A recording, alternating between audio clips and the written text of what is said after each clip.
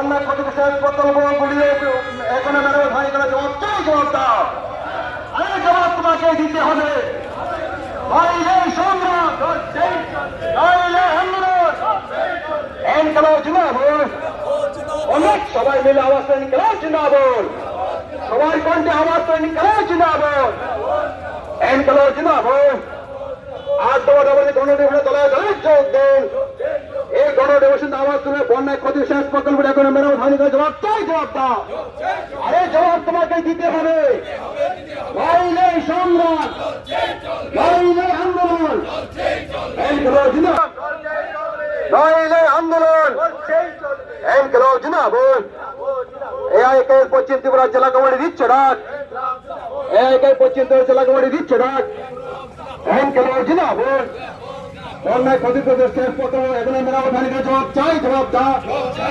জবাব তোমাকে দিতে হবে।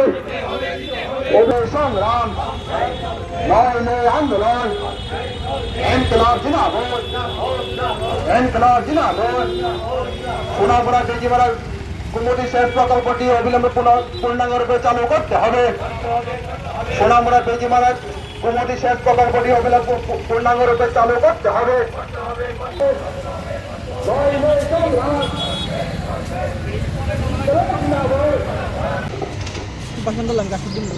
সংগ্রামী সভাপতি, কিন্তু যেগুলো চালু করা দরকার এগুলোর জন্য কিন্তু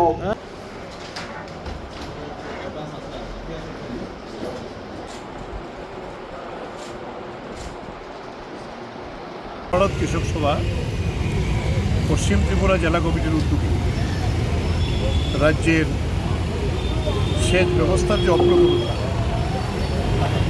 গত 5-6 বছরে নতুন সেচ ব্যবস্থা তেমন কিছু হয়নি বললেই চলে।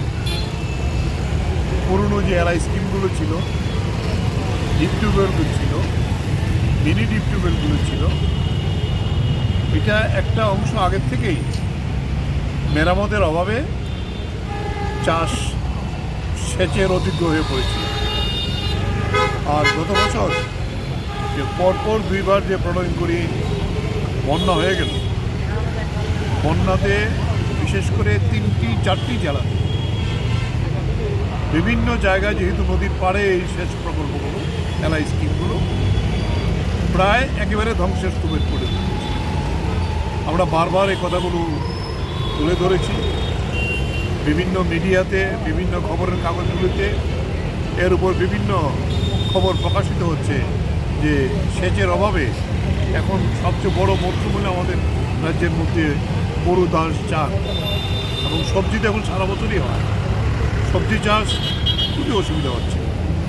একদিকে কৃষকরা ফসলের ন্যায্য দাম পাচ্ছে না, অপরদিকে সেচের অপ্রতুলতার জন্য মাঠের পর মাঠ সেখানে শুকা পড়ে আছে। আমাদের 3টি বড় ব্যারিজ আছে, এটি হল চাকমাঘাট, মনো এবং গোমতীর যে মহারানী ব্যারিজ। এই ব্যারেজগুলোর যে ড্রেন নালা যেগুলির থেকে জল সরবরাহ করা হয়, বন্যার পরে সবই প্রায় বালুতে সিক্টেড হয়ে গেছে। তেলিয়ামরা তো একটি জাতীয় সড়ক নির্মাণের ফলে পুরা সেতু হয়ে গেছে। এইগুলি রিপেয়ারিংয়ের কোনো সরকারের দিক থেকে, সেচ দপ্তরের দিক থেকে কোনো উদ্যোগ নেই। আমরা বিভিন্ন স্থানীয় স্তরে এক্সিকিউটিভ ইঞ্জিনিয়ার তাদের সঙ্গে বিভিন্ন জায়গায় আমাদের প্রতিনিধিরা গিয়ে কথা বলেছেন যে তাদের রিপেয়ারিংয়ের জন্য কোনো টাকা নেই।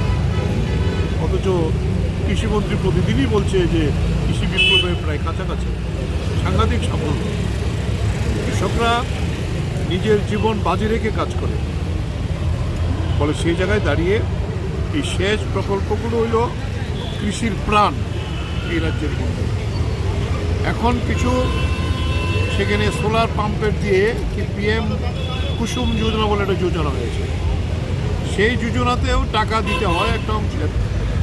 তারপরও যদি বিরাট দলবাজি। প্রকৃষ্ট উদাহরণ সোনামুড়াতে একজন কৃষক, তিনি অনলাইনে ফর্ম ফিল আপ করেছিলেন, পাম্প বোরিং হয়েছে, সোলার প্যানেল লাগিয়েছে।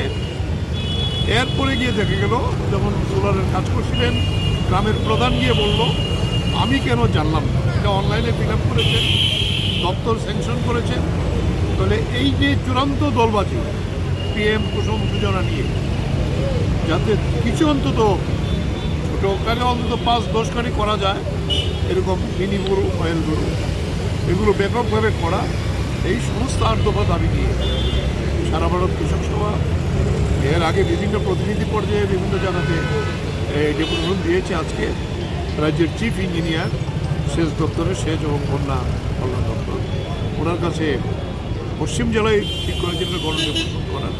তাই আমরা আজকে এই মিছিল করে এখানে গিয়ে জেলার নেতৃত্ব তারা ডেপুটেশন দেবেন, আমরা ওইখানে বিক্ষোভ প্রদর্শন করব।